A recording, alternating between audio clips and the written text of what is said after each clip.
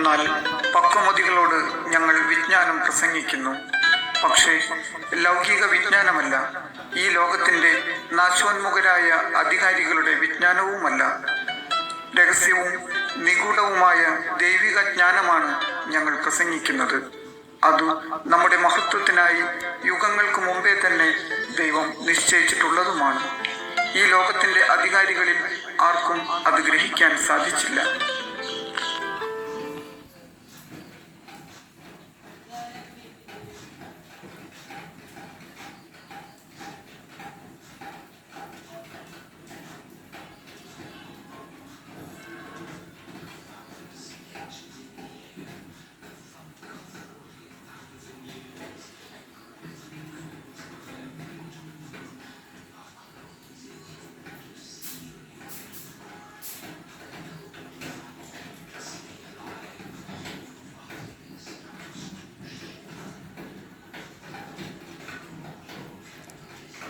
നല്ല ചിന്ത.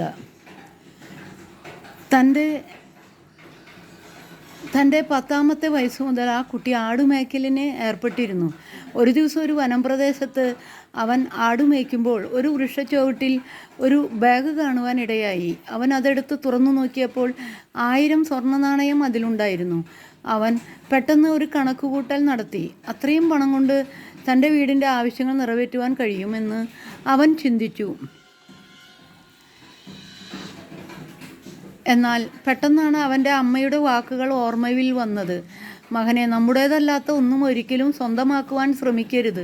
പെട്ടെന്ന് അവൻ ബാഗ് അടച്ച് അത് ആരുടേതെന്ന് അറിയാൻ അന്വേഷണം തുടങ്ങി. അപ്പോഴാണ് ഒരു ധനവാൻ വിങ്ങിപ്പൊട്ടിക്കൊണ്ട് ആ റോഡിലൂടെ ഒരു ബാഗ് കിട്ടിയോ എന്ന് അന്വേഷിച്ചു കൊണ്ടുവരുന്നത് അവൻ കണ്ടത്.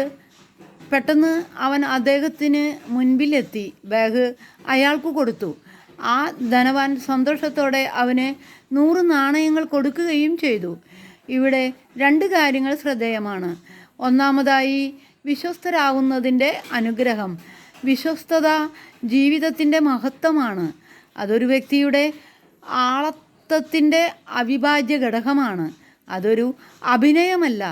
ഒരുവൻ്റെ അവിശ്വസ്തത എത്ര മറച്ചുവെച്ചാലും വെളിപ്പെടുന്നതാണ്. അതേപ്രകാരം വിശ്വസ്തതയും വെളിപ്പെടാതിരിക്കില്ല. വിശ്വസ്തരായാൽ സാമ്പത്തിക നഷ്ടമുണ്ടാകുമെന്നാണ് പലരുടെയും ചിന്ത. പക്ഷേ അവിശ്വസ്തരുടെ ജീവിതമാണ് തകർന്നു പോകുന്നത്. വിശ്വസ്തത ദൈവികമാണ്. അതിനാൽ ദൈവം വിശ്വസ്തരെ പരിപാലിക്കുക തന്നെ ചെയ്യും. 2ാമത്തെ കാര്യം, മാതാപിതാക്കളെ അനുസരിക്കുന്നതിൻ്റെ അനുഗ്രഹം. ഈ ഇടയ ബാലന് ആ ബാഗ് ലഭിച്ചപ്പോൾ സ്വന്തമാക്കാൻ പെട്ടെന്ന് ആഗ്രഹം തോന്നിയെങ്കിലും മാതാവിൻ്റെ വാക്കുകൾ മനസ്സിനെ രൂപാന്തരപ്പെടുത്തി. അത് യഥാർത്ഥത്തിൽ അനുഗ്രഹമായി. മാതാപിതാക്കൾ മക്കളെ ശ്രേഷ്ഠമായ പാതയിൽ നടത്തുവാൻ കടപ്പെട്ടവരാണ്. ഇപ്പോൾ പലരും അങ്ങനെ ചെയ്യുന്നില്ല. മക്കളുടെ പ്രീതിക്ക് വേണ്ടി അവർക്ക് ഇഷ്ടമുള്ള വഴികളിൽ പോകാൻ അനുവദിക്കുകയാണ്. അത് തലമുറയെ നശിപ്പിക്കുന്നതാണ്. ജീവിത മൂല്യങ്ങളെ മാതാപിതാക്കൾ അവഗണിച്ചാൽ മക്കൾ നിശ്ചയമായും തകർന്നു പോകും. സാമ്പത്തികവും ഭൗതികവുമായ നേട്ടങ്ങൾ താൽക്കാലികമാണ്. മഹത്തായ ഒരു ആളത്വമോ മരണം വരെയും മരിച്ചു കഴിഞ്ഞാലും ഇല്ലാതാവില്ല. ചൊട്ടയിലെ ശീലം ചുടല വരെ എന്നാണല്ലോ ചൊല്ല്. ആകയാൽ തലമുറ ശ്രേഷ്ഠമായ ശീലത്തിൻ്റെ ഉടമകളായി തീരുവാൻ നമുക്ക് അവരെ സജ്ജമാക്കാം. സമ്പത്തല്ല ജീവിതത്തെ ധന്യമാക്കുന്നത് എന്ന വസ്തുത തലമുറയെ പഠിപ്പിക്കുവാൻ മാതാപിതാക്കൾക്ക് കഴിഞ്ഞില്ലെങ്കിൽ അവർക്ക് വരുന്ന നാശം കണ്ട് നാം ദുഃഖിക്കേണ്ടി വരും. അടുത്ത തലമുറയെ എങ്ങനെ വിശ്വസ്തരും നല്ലവരുമായി വളർത്താമെന്നതാകട്ടെ നമ്മുടെ ചിന്തകൾ.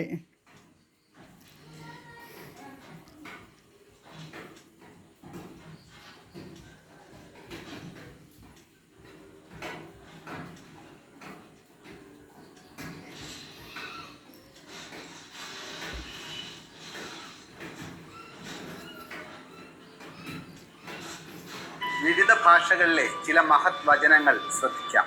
ശാന്തമായ കടൽ മികവുള്ള നാവികരെ സൃഷ്ടിക്കില്ല. ഇംഗ്ലീഷ്. ഒരു പക്ഷി എത്ര ഉയരത്തിൽ പറന്നാലും അതിന് ആഹാരത്തിനായി താഴേക്കിറങ്ങേണ്ടതുണ്ട്.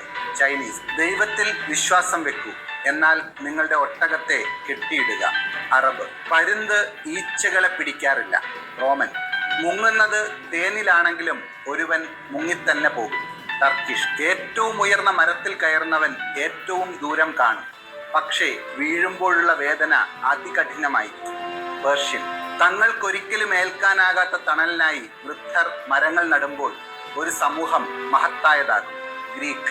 2 മുയലുകളെ ഒരേ സമയം പിടിക്കാൻ ശ്രമിച്ചാൽ ഒന്നിനെയും പിടിക്കാനാകില്ല. റഷ്യൻ. വിവിധ ഭാഷകളിലെ ചില മഹത് വചനങ്ങൾ ശ്രദ്ധിക്കാം.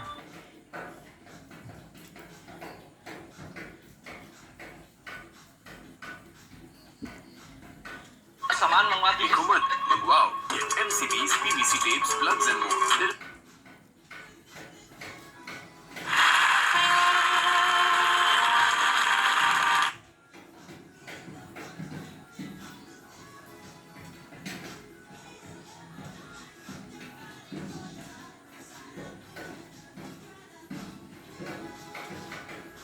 ആകാശം കടലിനോട് ചേരുന്നത് പോലെ തോന്നുന്ന ഇടത്തെയാണ് നമ്മൾ ചക്രവാളം എന്ന് വിളിക്കുന്നത്. ദൂരെ നിന്ന് നോക്കുമ്പോൾ എല്ലാം അവിടെ അവസാനിക്കുകയാണ് എന്ന് തോന്നും. പക്ഷേ നമ്മൾ മുന്നോട്ട് നീങ്ങും തോറും ആ ഇടവും അകന്നുകൊണ്ടേയിരിക്കും. സത്യത്തിൽ അത് യാത്രയുടെ അവസാന ബിന്ദുവല്ല, കാഴ്ചയുടെ പരിധി മാത്രമാണ്. ജീവിതവും അങ്ങനെ തന്നെയല്ലേ? ചില വാതിലുകൾ അടഞ്ഞുവെന്നും ചില വഴികൾ തീർന്നുവെന്നും തോന്നുമ്പോൾ ഒന്നോർക്കണം, അത് ജീവിതത്തിൻ്റെ അവസാനമല്ല, കുറച്ചുകൂടി മുന്നോട്ട് പോകേണ്ടതുണ്ട്. നിലവിൽ വഴി കാണാനാവാത്തത് അതവിടെ ഇല്ലാത്തത് കൊണ്ടല്ല, അത് കാണുന്ന ഇടം വരെ നമ്മൾ എത്തിയിട്ടില്ലാത്തത് കൊണ്ടാണ്. സ്തുതിയായിരിക്കട്ടെ.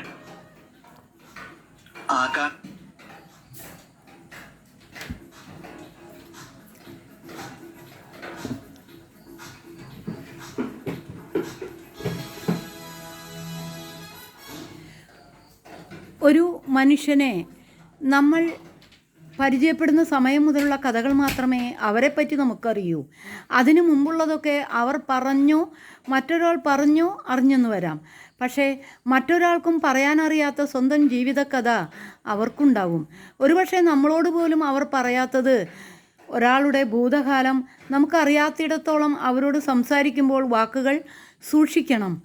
വാക്കുകൾ സൂചിമുന പോലെയാണ്. ഒരാളെ കുത്തി നോവിക്കാനും മുറിവ് തുന്നിക്കെട്ടാനും ആ സൂചിമുനയ്ക്ക് കഴിയും. നമുക്ക് നിസ്സാരമെന്ന് തോന്നുന്ന ഒരു തമാശ ചിലപ്പോൾ അവരുടെ ഭൂതകാലത്തിലെ വേദനകളെ ഉണർത്തുന്നതാവും. ഒരാളോട് സംസാരിക്കുമ്പോൾ അവർക്ക് താല്പര്യമില്ലെന്ന് നമുക്ക് തോന്നുന്ന വിഷയം അപ്പോഴേ ഒഴിവാക്കുക. ആ വിഷയം സംസാരിക്കാൻ അവർക്ക് താല്പര്യമില്ലെങ്കിൽ അവർ അടച്ചുപൂട്ടിയ ഒരു വാതിൽ അവിടെയുണ്ടെന്ന് മനസ്സിലാക്കണം. അത് തള്ളി തുറക്കാൻ ശ്രമിക്കരുത്. ചില മനുഷ്യർ അവരിൽ മാത്രം ഒതുക്കുന്ന ഭൂതകാല ജീവിതമുണ്ട്. അതിലേക്ക് ചികഞ്ഞു ചെല്ലുമ്പോൾ ഒരു മുന്നറിയിപ്പുമില്ലാതെ നമ്മളെ അവർ ഒഴിവാക്കിയെന്ന് വരാം. അത് വലിയ രഹസ്യമൊന്നും അവർക്ക് ഒളിപ്പിക്കാനുള്ളത് കൊണ്ടല്ല, അവർ തന്നെ മറന്നു തുടങ്ങിയതിനെ നമ്മൾ ഓർമ്മിപ്പിക്കാൻ ശ്രമിക്കുന്നത് കൊണ്ടാണ്. സ്നേഹം ആത്മാർത്ഥമാണെങ്കിൽ ഒപ്പമുള്ളവരുടെ മനസ്സ് തുറന്ന് ചികയാൻ ശ്രമിക്കരുത്. നമ്മളോട് പറയാനുള്ളതാണെങ്കിൽ അവരത് ഉറപ്പായും പറയും. അല്ലാത്ത പക്ഷം അവരെ വെറുതെ വിടുക. നമുക്കറിയാത്ത ഭൂതകാലം ഒരുപക്ഷെ അത്രമേൽ വേദനാജനകമായിരിക്കും. നമ്മുടെ സഹതാപം അവർ ആഗ്രഹിക്കാത്തത് കൊണ്ട് തുറന്നു പറയാത്തതാവും. സ്വകാര്യതകളെ മാനിക്കുമ്പോൾ ബന്ധങ്ങൾക്ക് ആയുസ് കൂടും.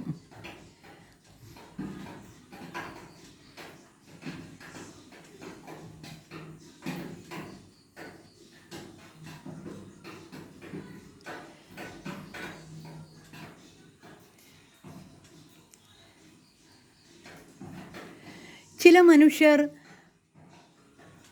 അവശേഷിപ്പിച്ചു പോയ ഓർമ്മകളൊക്കെ നമ്മളിലേക്ക് അത്രമേൽ ആഴത്തിൽ ആഴ്ന്നിറങ്ങിയിരിക്കും. ഒരുപക്ഷെ പല മനുഷ്യരെയും അവരായി നിലനിർത്തുന്നത് അവരുടെ പ്രിയപ്പെട്ടവർ അവശേഷിപ്പിച്ചു പോയ ഓർമ്മകൾ മാത്രമാകും. ഇലകൾ കൊഴിഞ്ഞ് തായ്തടി നിലംപൊത്തിയിട്ടും മണ്ണിൽ നിന്ന് അടർന്നു മാറാത്ത ആഴത്തിലാടിയ വേരുകൾ പോലെ അവരോർമ്മകൾ അങ്ങനെ മനസ്സിൽ തങ്ങി നിൽക്കും. ഒരിക്കലും അവർ തിരിച്ചു വരില്ലെന്ന് ഉറപ്പുണ്ടായിട്ടും വെറുതെ കാത്തിരിക്കുന്ന ചില മനുഷ്യരെ കണ്ടിട്ടില്ലേ? അവരുടെ നിലനിൽപ്പ് തന്നെ ആ കാത്തിരിപ്പിലാണ്. അവർക്ക് ഇടയിലെ സ്നേഹം അത്രമേൽ നിഷ്കളങ്കമായിരുന്നിരിക്കും. വരില്ലെന്ന് ഉറപ്പുണ്ടായിട്ടും മനസ്സിനുള്ളിലെ അവരോടുള്ള സ്നേഹത്തിന് മങ്ങലേൽക്കാതിരിക്കാനുള്ളൊരു തപസ്സാണത്. അവരോളമാകാനും അവർക്ക് പകരമാകാനും മറ്റൊരാൾക്ക് കഴിയില്ലെന്ന ഒരു തിരിച്ചറിവ് കൂടിയാണത്. ജോലി സ്ഥലത്തേക്ക് പോയ മകനെ ഇനിയൊരിക്കലും തിരിച്ചു കിട്ടാത്ത വിധത്തിൽ വിധി കവർന്നെടുത്തിട്ടും എന്നും അവനെ കൂട്ടാനെത്തിയിരിക്കുന്ന റെയിൽവേ സ്റ്റേഷനിൽ പതിവ് മുടക്കാതെ വന്ന് കാത്തിരുന്ന് മടങ്ങുന്ന ഒരച്ഛൻ്റെ കഥ കേട്ടിട്ടുണ്ട്. ഒരിക്കൽ ഒരാൾ ആ പിതാവിനോട് അതേപ്പറ്റി ചോദിച്ചപ്പോൾ അയാൾ പറഞ്ഞത്, അവൻ മടങ്ങി വരില്ലെന്ന് എനിക്കറിയാം, പക്ഷേ എൻ്റെ ഉള്ളിലെ അച്ഛനെ ജീവനോടെ നിലനിർത്തുന്നത് ഈ കാത്തിരിപ്പാണ് എന്നായിരുന്നു. വെറുതെയാണെന്ന് നമുക്ക് തോന്നുന്ന ചില കാത്തിരിപ്പുകൾ മടങ്ങി വരില്ലെന്ന് ഉറപ്പുള്ള മനുഷ്യരുമായുള്ള ആത്മബന്ധത്തിൻ്റെ നിലനിർത്തലാണ്. ഒരാളില്ലാതാകുമ്പോൾ അവർ തീർത്ത ശൂന്യതയിലും അവരെ കണ്ടെത്താനുള്ള തിരച്ചിലാണത്. ആ അവസ്ഥ അനുഭവിക്കാതെ നമുക്കത് മനസ്സിലാവില്ലെന്ന് മാത്രം. കടപ്പാട്.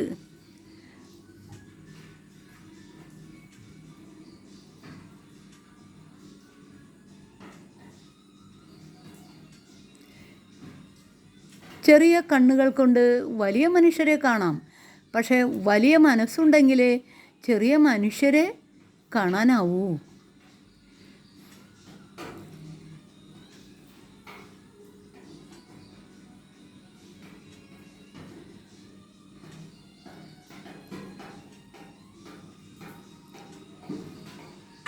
ഇനി എനിക്കാകുമോ നിന്നിലേക്കെത്തുവാൻ മതിയാകുവോളം കൈകോർത്തിരിക്കാം.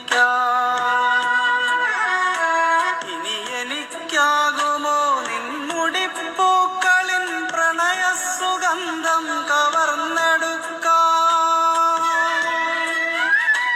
അറിയുന്ന പ്രിയ സഖി നീ തനിച്ചാക്കിയ ഹൃദയത്തിൻ തീരാ നൊമ്പരങ്ങൾ, ഹൃദയത്തിൻ തീരാ നൊമ്പരങ്ങൾ.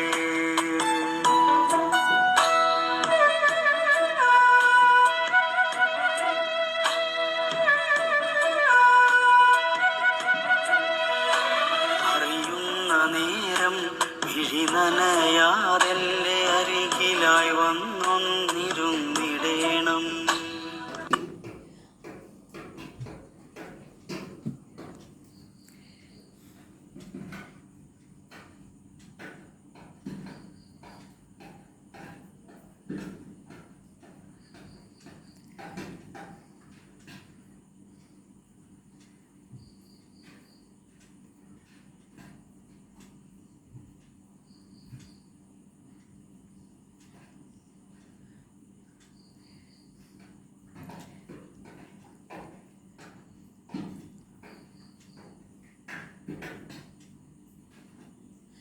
എല്ലാവർക്കും നല്ലൊരു ദിവസം ആശംസിച്ചുകൊണ്ട് പ്രാർത്ഥനയോടെ ഗുഡ് നൈറ്റ്.